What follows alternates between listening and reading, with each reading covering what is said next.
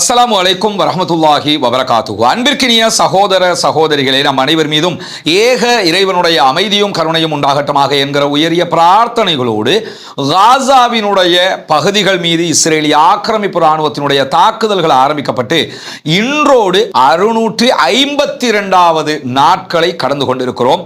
இதுவரைக்கும் பாலஸ்தீன இஸ்ரேலுக்கு இடையிலான சமாதான பேச்சுவார்த்தைகளில் எந்த விதமான 0% முன்னேற்றம் கூட கிடையாது. பாலஸ்தீன விடுதலை அமைப்பு தன்னுடைய நிலைப்பாட்டில் மிக தெளிவாக இருக்கிறது. பாலஸ்தீன பகுதிகளிலிருந்து இஸ்ரேல் முற்றுமுழுதாக வெளியேற வேண்டும். பாலஸ்தீன மக்களுக்கு தேவையான உணவு மருந்துகள் உடனடியாக கொடுக்கப்பட வேண்டும். அப்படியான ஒரு செயல்பாட்டுக்கு அவர்கள் வருவதோடு நிரந்தர யுத்த நிறுத்தம் என்பதை அவர்கள் ஒப்புக்கொள்ளாத பட்சத்தில் நாங்கள் யுத்த நிறுத்தத்திற்கு வரமாட்டோம் என்பதில் தெளிவாக இருக்கிறார்கள். ஆனால் இஸ்ரேலை பொறுத்தவரையில அவர்களுடைய பணைய கைதிகளை வெளியில மெதுவாக எடுத்துக்கிட்டு போயிட்டு மீண்டும் யுத்தத்தை தொடர்வதற்கு அவருடைய ஆட்சியை தக்க வைத்துக் கொள்வதற்கு நெதன்யாகு முயற்சி பண்ணி கொண்டிருக்கிறார். எனவேதான் பாலஸ்தீன விடுதலை ராணுவம் மிக தெளிவாக இந்த நிலைப்பாட்டில் இருக்கிறது என்பதை நம்ம புரிந்து கொள்ள வேண்டும். இந்த நேரத்தில் இன்றைக்கு பாலஸ்தீனத்தினுடைய கல்வி அமைச்சு ஒரு அறிவித்தலை விடுத்திருக்கிறது. அதாவது கல்வி அமைச்சை பொறுத்தவரை நமக்கு தெரியும், காசாவில் பாலஸ்தீன விடுதலை அமைப்பு தான் இன்றும் ஆட்சியை செய்து கொண்டிருக்கிறது.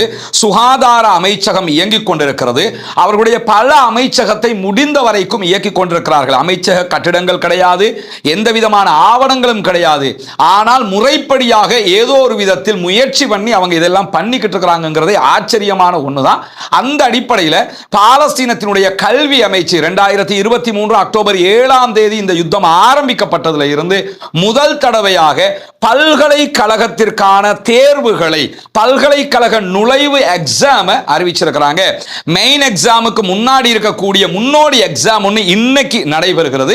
அதே நேரத்தில் இதனுடைய அடுத்த கட்ட முக்கியமான எக்ஸாமும் நடக்க இருக்கிற அறிவிப்பை இன்றைக்கு கல்வி அமைச்சு விடுத்திருக்கிறது. கிட்டத்தட்ட 7 லட்சம் மாணவர்கள் பாடசாலை கல்வியை காசாவில் இழந்திருக்கிறார்கள். அவர்களுக்கு தற்போது முறையாக இணையதளம் வழியாகத்தான் இந்த தேர்வுகள் நடத்தப்பட இருக்கிறது. தேர்வுகளுக்கு தயாராகுவதற்காக ஆங்காங்கே முகாம்களில் இருக்கக்கூடிய மாணவர்களுக்கு தப்பி பிழைத்திருக்கக்கூடிய ஆசிரியர்கள் வகுப்புகளை நடத்த ஆரம்பித்திருக்கிறார்கள். முகாம்களுக்குள்ள வகுப்புகள் எடுக்கப்படுகிறது. இந்த தேர்வுக்கு அவர்கள் முறைப்படி முடிந்த வரைக்கும் தயாராகிறார்கள். மாணவர்களிடம் அல் ஜசீரா எடுத்திருக்கக்கூடிய பேட்டியை பார்க்கும்போது மாணவர்கள் கவலையாக சொல்லுகிற ஒரே ஒரு செய்தி என்னன்னா, நாங்கள் தேர்வு எழுத தயாராக இருக்கிறோம், ஆனால் எங்களுடைய மன வலிமை எங்களுக்கு இருக்கிறது, எங்களுடைய உடல் வலிமை போதுமான அளவுக்கு இருக்கிறது. எங்களுக்கு இருக்கக்கூடிய குறையே என்னன்னு சொன்னா, இணையதளம் இன்டர்நெட் ஸ்பீடாக இல்லை. அதே நேரத்தில் சாதனங்கள் செல்போனோ ஐபேடோ டேப் எதுவுமே எங்களிடத்தில் முறையாக எல்லோரிடத்திலும் இல்லை. இருப்பவர்கள் அதிலே செய்ய முடியுமான ஒரு நிலைதான் இருக்கிறது என்று சொல்லி இருக்கிறார்கள். இதை தாண்டி நீங்க பாத்தீங்கன்னா காசாவுக்குள்ள காயப்படுகிற மக்களுக்கான ட்ரீட்மெண்ட் கொடுக்கிறதுல காசாவினுடைய மெடிக்கல் ஸ்டூடெண்ட் முழுவதுமாக களமிறங்கி சேவையாற்றிக் கொண்டிருக்கிறார்கள். இதெல்லாம் பார்க்கும்போது ஒன்றை மட்டும் புரிஞ்சுக்கிறங்க, அல்லாஹு தாலா அவங்களுக்கு கொடுத்திருக்கக்கூடிய ஒரு அருள் என்ன தெரியுமா? மிகப்பெரிய மன வலிமை, மிகப்பெரிய அந்த உறுதிப்பாடு. எத்தனை பேர் கண்ணுக்கு முன்னால் கொல்லப்படுகிற போதும் எங்கள் மக்களை பாதுகாக்க நாங்கள் தான் இருக்கிறோம், எங்கள் மக்களுக்காக போராட நாங்கள் இருக்கிறோம், எங்கள் மக்களுக்காக எங்களுடைய இறுதி மூச்சு வரைக்கும் நாங்கள் நிற்போம் என்கிற அந்த உறுதிப்பாட்டோடு 25 லட்சம் மக்களும் இருக்கிறாங்கிறது ஆச்சரியமாக இல்லையா? அதை தாண்டி ஒரு எக்ஸாம் எழுதுறதுக்கு, ஒரு கோவிட் நேரத்தில் எக்ஸாம் எழுதுற போதே 1000 விமர்சனங்கள் நம்ம நாட்டுக்குள்ள வந்துச்சு. இந்த டைம்ல மாணவர்கள் உளவியல் ரீதியாக பிரச்சனையில் இருப்பார்கள். இப்படி ஒரு எக்ஸாம் தேவையா, வைக்கலாமாங்கிற கேள்வி எல்லாம் இருந்ததை நம்ம கண்ணுக்கு முன்னாடி பார்த்திருக்கோம். ஆனா காசாவில் உளவியல் ரீதியிலான பேச்சு அங்க கிடையாது. ஈமானிய உள்ளங்கள் என்கிற காரணத்தினால வந்தால் அல்ஹம்துலில்லாஹ், வரலன்னா இன்னாலில்லாஹ் என்கிற விதமாக நாங்க எக்ஸாமுக்கு ரெடியா இருக்கிறோம்னு சொல்லி அந்த மாணவர்கள் எக்ஸாம் எழுதுவதற்கு தயாராகி இருக்கிறார்கள் என்கிற செய்திகள் வெளியாகி இருக்கிறது. அல்ஹம்துலில்லாஹ், அல்லாஹ் அவர்களுக்கு அருள் புரிய வேண்டும். அவர்களுடைய இந்த முயற்சி தாங்க இந்த நிமிஷம் வரைக்கும் அவங்களை நிற்க வைக்குது. கல்வி அவர்களுக்குரியது, அவர்களே படித்தது, அவர்களே தேடியது, அவர்களே உருவாக்கியது. எனவே யாரும் பறிச்செடுக்க முடியாது அவங்கள்ட்ட இருந்து. அதனாலதான் பங்கருக்குள்ள இருந்துகிட்டும் இன்றைக்கும் ஆட்சியை நடத்தி கொண்டிருக்கிறது பாலஸ்தீன விடுதலை அமைப்பு என்கிற செய்திகளை நம்ம புரிந்து கொள்ளுகிற அதே நேரத்தில் இன்றைய நாளில் கிட்டத்தட்ட 36 பேர் உணவு எடுக்க, உணவு தேடி சென்றவர்கள் கொல்லப்பட்டிருக்கிற, ஷஹீதாகி இருக்கிற அதே நேரத்தில் மொத்தமாக 90 அப்பாவிகள் காசாவுக்குள் கொல்லப்பட்டிருக்கிறார்கள், ஷஹீதாகி இருக்கிறார்கள். உணவு தேவை, சாப்பிட வழி இல்லை, எதையாவது தேடி எடுப்போம்னு எங்கேயாவது தேடி அலைகிறாங்க. அவர்களை பார்த்து பார்த்து இஸ்ரேல் கொன்று குவித்துக் கொண்டிருக்கிறது. மொத்தமாக உணவு தேடி சென்றவர்கள் 36 பேர் உட்பட 90 பேர் இன்றைக்கு படுகொலை செய்யப்பட்டிருக்கிறார்கள். அல்லாஹு தஆலா அவர்களுக்கு இணை வைக்காத பட்சத்தில் ஷஹீதுடைய அந்தஸ்தை கொடுப்பான்.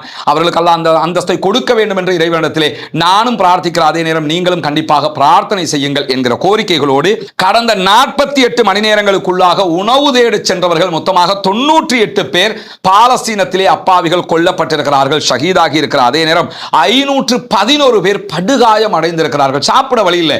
உணவு தேட போறவங்க மேல தாக்குதல் நடத்துகிறது இஸ்ரேலிய ஆக்கிரமிப்பு அக்கிரமக்கார ராணுவம் என்கிற செய்திகளை நம்ம புரிந்து கொள்ள முடிகிற அதே நேரத்தில் அவசர சிகிச்சை பிரிவு ஐசியூக்கு வருகை தருகிற பட்டினியால் வாடும் மக்களுடைய எண்ணிக்கை வரலாறு காணாத அளவில் உயர்ந்து கொண்டிருக்கிறது என்கிற செய்திகளையும் இன்றைக்கு பாலஸ்தீன சுகாதார அமைச்சகம் விடுத்திருக்கக்கூடியதை நம்ம பார்க்க முடிகிற அதே நேரத்தில் இதுக்கு வயது வரம்பே கிடையாது.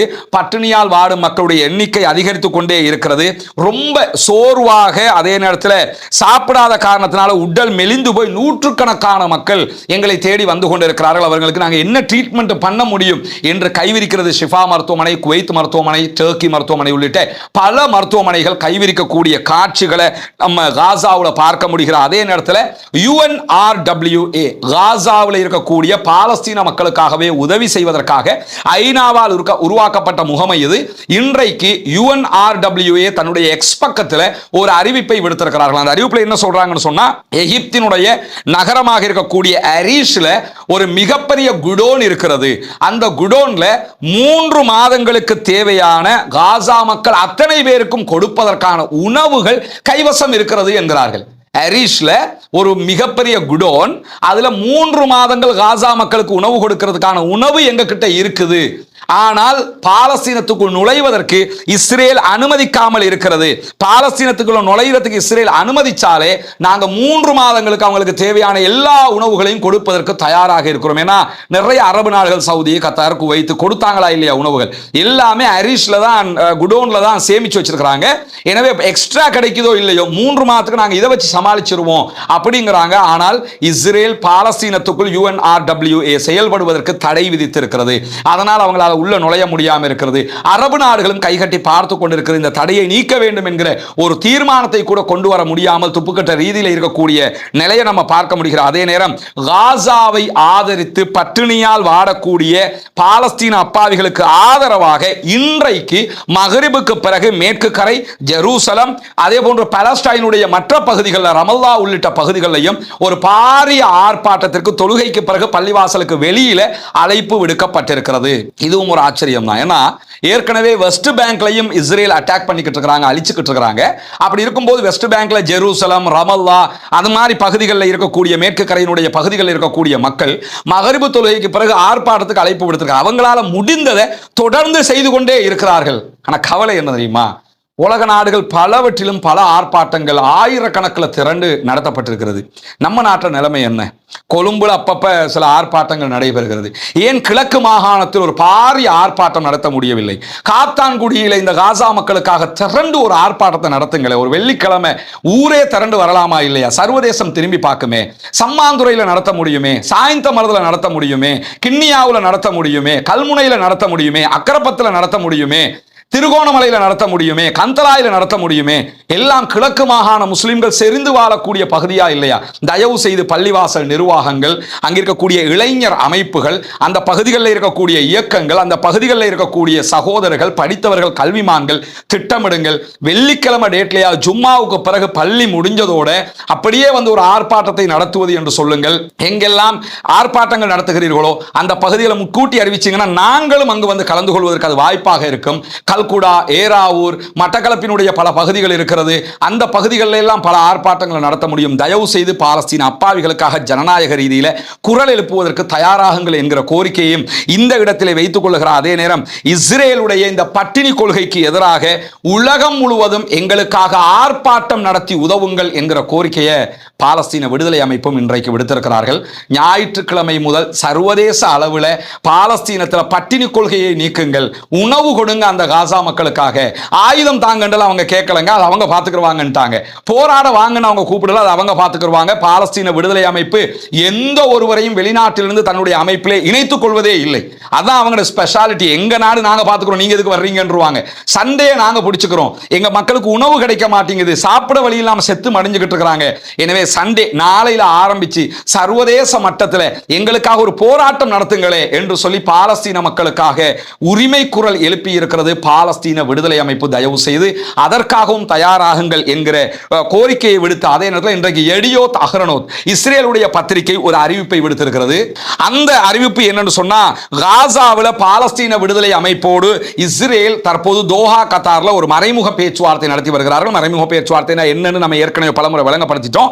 தோஹாவில் நடைபெற்று வரக்கூடிய இந்த பேச்சுவார்த்தையில் எந்த முன்னேற்றமும் இல்லாத காரணத்தினால தோஹா கத்தாருக்கு ஏற்கனவே இருக்கிற இஸ்ரேலுடைய குழுவுக்கு மேலதிகமாக உயர்மட்ட குழு ஒன்றை அனுப்புவதற்கு இஸ்ரேல் தயாராகி வருவதாகத்தான் எடியோத் அஹ்ரோனோத் தற்போது செய்தி வெளியிட்டிருக்கிறது. என்னன்னா, போயிருக்கிற குழுவுக்கு போதிய அதிகாரமும் கிடையாது, எந்த ஒன்றை சேஞ்ச் பண்ணவும் முடியாதுங்கிறதுனால உயர்மட்ட குழு ஒன்றை நாங்கள் அனுப்ப போறோம் என்று சொல்லியிருக்கிறாங்க. அந்த குழு போய் என்ன கிழிக்க போறாங்கிறது தெரியல.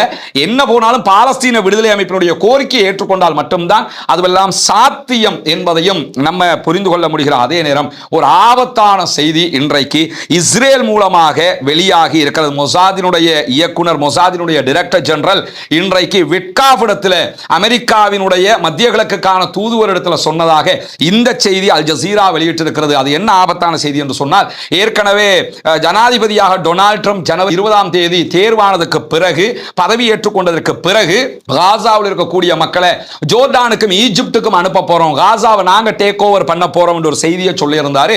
அது மிகப்பெரிய எதிர்ப்பு அலைகளை உண்டாக்கியது. அரபு நாடுகள் எல்லாம் கொதித்திருந்த நிலையில இந்த சந்தர்ப்பத்தில் மீண்டும் ஒரு திட்டத்தை இஸ்ரேலும் அமெரிக்காவும் கொண்டு வருகிறார்கள். அது என்ன திட்டம் என்று சொன்னால், எத்தியோப்பியா, அதே போன்று இந்தோனேஷியா, அதே போன்று லிபியா ஆகிய நாடுகளுக்கு காசாவில் இருக்கக்கூடிய மக்களை அனுப்புவதற்கான பேச்சுவார்த்தை. அது லிபியா ஆல்ரெடி பொலிட்டிக்கல் கிரைசிஸ்ல மாட்டிக்கிட்டு இருக்கிறாங்க. ஒன்றுக்கு ரெண்டு கவர்மெண்ட் அதுக்குள்ள இருக்குது. முஹம்மர் கதாஃபி இல்லாமலானதுக்கு பிறகு நாடே சீரழிஞ்சு போயிடுச்சு. அமெரிக்கா அதை சீரழித்து விட்டார்கள். அது நமக்கு தெரியும். ஆப்பிரிக்காவினுடைய சிங்கம் போன்ற முஹம்மர் கதாஃபி இருந்தாரு. அவருடைய ஆட்சி நாசமாக்கப்பட்டதற்கு பிறகு இன்றைக்கு நாடு மொத்த நாசத்தில் திளைத்துக் கொண்டிருக்கிறது. வருமானம் கிடையாது. அவங்களுடைய நாட்டிட வருமானம் எல்லாம் அமெரிக்கா முடக்கி வைத்திருக்கிற நிலையில் அவர்களோடு பேச்சுவார்த்தை நடத்துகிறார். உங்களுக்கு நாங்கள் சலுகைகளை தர்றோம், நிறைய பணம் தர ரெடியா இருக்கிறோம், காசாவில் இருக்கக்கூடிய ஒரு 5 லட்சம் பேரை நீங்க எடுத்துக்கிறீங்க, இந்த மாதிரியான ஒரு பேச்சுவார்த்தை. அதே போன்று இந்தோனேஷியாவோடு பேச்சுவார்த்தை நடத்தப்படுவதாக சொல்லப்படுது. ஆனால் இந்தோனேஷியா ஆல்ரெடி இதுக்கு எதிரான ஸ்டாண்ட்லாம் இருக்கிறாங்க. என்ன செய்ய போறாங்கிற ஒரு கேள்வி இருக்கிறது. உலகில் அதிகமான முஸ்லிம்களை கொண்டு மிக பிரம்மாண்டமான நாடு இந்தோனேஷியா. எனவே அவர்கள் ஜனநாயக ரீதியாக இந்த முடிவுக்கு போவதற்கு மிகப்பெரிய சிக்கல் ஏற்படும் என்பதை நம்ம புரிந்து கொள்கிறோம். அதே நேரம் எத்தியோப்பியாவோடும் இந்த பேச்சுவார்த்தை நடத்தப்படுகிறது. எத்தியோப்பியா இதற்கு சாதகமான பதில் கொடுக்கும். காரணம் என்னன்னா, எத்தியோப்பியாவினுடைய ஒரு மிகப்பெரிய டேம் பிரச்சனை ஒன்றில் அமெரிக்கா தலையிட்டு இருக்கிறாங்க. அந்த டேம் எத்தியோப்பியா, அதே போன்று ஈஜிப்ட், இந்த மாதிரி நாடுகள் எல்லாம் தலையிடுறதுனால அதற்கும் அவர்கள் சம்மதிப்பதற்கான வாய்ப்பு இருக்கிறது. எனவேதான் எத்தியோப்பியா, இந்தோனேஷியா, லிபியாவோடு நாங்கள் பேசிக் கொண்டிருக்கிறோம். அமெரிக்காவினுடைய ஆதரவோடு காசாவில் இருக்கக்கூடிய பாலஸ்தீனர்களை அந்த நாடுகளுக்கு அனுப்புவதற்கான திட்டத்தை தயாரித்துக் கொண்டிருக்கிறோம் என்கிறார்கள். அரபு நாடுகளை பொறுத்தவரை அரபு நாடுகளுக்காகத்தான் பேசுவாங்க, ஆப்பிரிக்க நாடுகளை பத்தி பேசுவாங்களாங்கிற ஒரு கேள்வி இருக்கிறது. இரண்டாவது, ஆப்பிரிக்காவில் என்ன நடந்தா அவங்களுக்கு என்னங்கிற ஒரு நிலைப்பாட்டில் இருக்கக்கூடிய நிலையில எத்தியோப்பியாவில் இருக்கிற மக்களுக்கே சாப்பிட வழி இல்லை, அதே மாதிரி லிபியாவில் இருக்கிற மக்களுக்கே உண்ண உணவு இல்லை. இந்த நேரத்தில் இவங்களை அவங்க எடுத்துக்கிட்டாங்கன்னா என்ன நடக்க போகிறது என்கிற கேள்விகள் எல்லாம் எழாமல் இல்லை. காசா மக்களுக்கு உள்நாட்டிலும் நிம்மதி இல்லை, வெளிநாடுகளுக்கும் துரத்தப்பட போகிறார்கள் என்பதுதான் தாங்க முடியாத ஒரு கவலையாக இருக்கிற இடத்துல பாலஸ்தீன விடுதலை அமைப்பினுடைய துணை ராணுவ குழு இன்றைக்கு வெளியிட்டிருக்கக்கூடிய அறிக்கையில் நிறைய தாக்குதல் அறிவிப்புகள் வெளியாகி இருக்கிறது. கான் யூனிஸ்ல சற்று நேரத்துக்கு முன்பதாக ஒரு மிகப்பெரிய சம்பவம் நடந்திருக்கிறதாக இஸ்ரேலிய ஊடகங்களை சொல்லிக் கொண்டிருக்கிறது. இஸ்ரேலுக்கு எதிரான மிகப்பெரிய தாக்குதல் ஒன்றை பாலஸ்தீன விடுதலை அமைப்பினுடைய துணை ராணுவ குழு நடத்தி இருக்கிறது. உடனடியாக அந்த இடத்திற்கு இஸ்ரேலுடைய ஹெலிகாப்டர் களமிறக்கப்பட்ட 3 முறை ஹெலிகாப்டர் இறங்கி இருக்கிறது. அங்க இருக்கக்கூடிய செத்து போன, அதே போன்று காயமடைந்த இஸ்ரேலுடைய போர்சஸை இஸ்ரேலுடைய சொரேகா மருத்துவமனைக்கு அழைத்து செல்வதான செய்திகள் வெளியாகிற. சொரேகா மருத்துவமனை நமக்கு தெரியும், ஈரான் இஸ்ரேல் 12 நாள் வார்ல ஈரான் சொரேகா மருத்துவமனைக்கு தான் அட்டாக் பண்ணாங்க. ராணுவத்தில் காயமடைகிற, குற்றுயிரும் கொலையுயிருமாக இருக்கக்கூடியவன அத்தனை பேரையும் அந்த ஹாஸ்பிட்டலுக்கு தான் கொண்டு போவாங்க. அந்த ஹாஸ்பிட்டலுக்கு 3 முறை ஹெலிகாப்டர் பயணித்திருக்கிறது. எனவே 3 முறை போகுதுன்னு சொன்னாலும் ஒரு முறை ஒரு 5 பேர் வச்சுக்கிட்டா கூட 15 பேர் இந்த தாக்குதல்களில் படுகாயம் அடைந்திருக்கலாம் அல்லது செத்திருக்கலாம் நடத்தலாம் என்பதை நம்ம புரிந்து கொள்ள முடிகிற அதே நேரத்தில் ஜபாலியா பகுதிகளில் இஸ்ரேலுக்கு எதிரான இஸ்ரேலுடைய வெஹிக்கிள்ஸை இலக்கு வைத்து தாக்குதல்களை நடத்தி இருக்கிறது பாலஸ்தீன விடுதலை அமைப்பு. அந்த தாக்குதல்களில் படுகாயம் அடைந்தவர்களை எடுத்துச் செல்கிற காட்சிகளையும் இன்றைக்கு அல் ஜசீரா வெளியிட்டிருக்கிறது. அதே போன்று அல் பையாதீன் உள்ளிட்ட பல ஊடகங்களும் இந்த செய்திகளை வெளியிட்டிருக்கிறத நம்ம பார்க்க முடிகிற அதே நேரம் இன்றைக்கு பாலஸ்தீன விடுதலை அமைப்பு வெளியிட்டிருக்கிற வீடியோ ஃபுட்டேஜில் 2 மெர்காவா டேங்குகள் அழிக்கப்படுகிற காட்சிகளையும் அவர்கள் வெளியிட்டிருப்பதை நம்ம பார்க்க முடிகிறது. 2 மெர்காவா டேங்குகள்னா குறைஞ்சது 10 பேராவது அதில் கொல்லப்பட்டிருப்பார்கள். 2 மெர்காவா டேங்குகளும் யாசின் 105 என்கிற வெறும் $513 தயாரிக்கப்படக்கூடிய ஒரிஜினல் பாலஸ்டைன் தயாரிப்பு ஆயுதத்தினால தான் இந்த தாக்குதல் நடத்தப்பட்டிருக்கிறது என்கிற செய்திகளும் இன்றைக்கு வெளியாகி இருக்கிற அதே நேரம் யமன்ல இருந்து கடந்த 48 மணி நேரங்களுக்கு உள்ளாக இஸ்ரேலுக்கு எதிராக 2 பாரிய ஏவுகணை தாக்குதல்கள் நடத்தப்பட்டிருக்கிறது. இந்த ஏவுகணை தாக்குதல் பாலஸ்டைன் 2 என்கிற வகையான ஹைப்பர்சோனிக் ஏவுகணை அட்டாக் என்று சொல்லப்படுகிற அதே நேரம் இஸ்ரேலுடைய பென்குரியன் விமான நிலையம் தற்காலிகமாக இழுத்து மூடப்பட்டிருக்கிறது. காரணம் பென்குரியன் விமான நிலையத்தை நோக்கி தான் அவங்க தாக்குதல்களை நடத்தி கொண்டிருக்கிறார்கள். எனவே யமன்ல இருக்கக்கூடிய ஹூதிகள் அன்சாருல்லா படைப்பிரிவு தொடர்ந்து பாலஸ்தீன சகோதரர்களுக்காக களத்தில் நிற்கிறார்கள். கப்பல்கள் மீது தாக்குதல்களை நடத்துகிறார்கள்.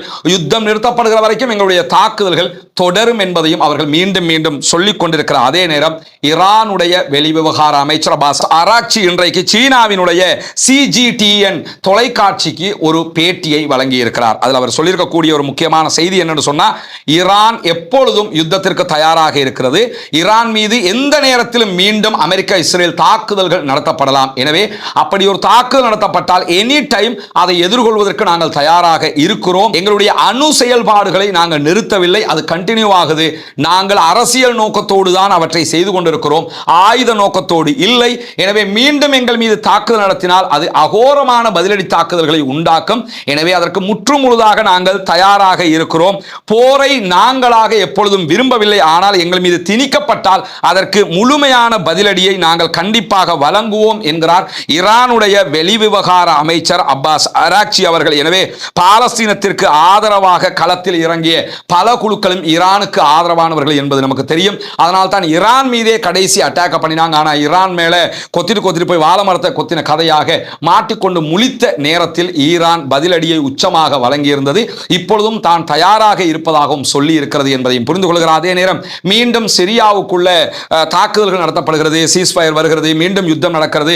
இந்த செய்திகளை பல பேர் கேட்டுக்கொண்டிருக்கிறாங்க. இன்ஷா அல்லாஹ் நாளைய தினம் நம்முடைய ரஸ்மின் டாக்ஸ் சேனல்ல விரிவான ஒரு வீடியோ அது தொடர்பாக வெளியாகும். அதனையும் நீங்கள் பார்த்துக் கொள்கிற அதே நேரம் பாலஸ்தீனம் வெற்றி பெற வேண்டும், பாலஸ்தீனம் சுதந்திரம் அடைய வேண்டும், பாலஸ்தீன மக்கள் நம்மை போன்ற நிம்மதியானவர்களாக மாற வேண்டும், வாழ வேண்டும் என்கிற உயரிய பிரார்த்தனைகளோடு பாலஸ்தீன அப்பாவிகளுக்காக பிரார்த்திக்கிற அதே நேரம் இஸ்ரேல் ஆக்கிரமிப்பு ராணுவத்திற்கு எதிராக தொடர்ந்தும் குனூத்து நாசிலாவை ஓத மறந்து விடாதீர்கள் சகோதரர்களே, அன்பர்களே, நண்பர்களே, தாய்மார்களே என்கிற கோரிக்கையை விடுத்தவனாக பாலஸ்தீன மக்களுக்காக ஜனநாயக ரீதியாகவும் குரல் எழுப்புவோமாக வாகிறது. அல்ஹம்துலில்லாஹி ரப்பில் ஆலமீன்.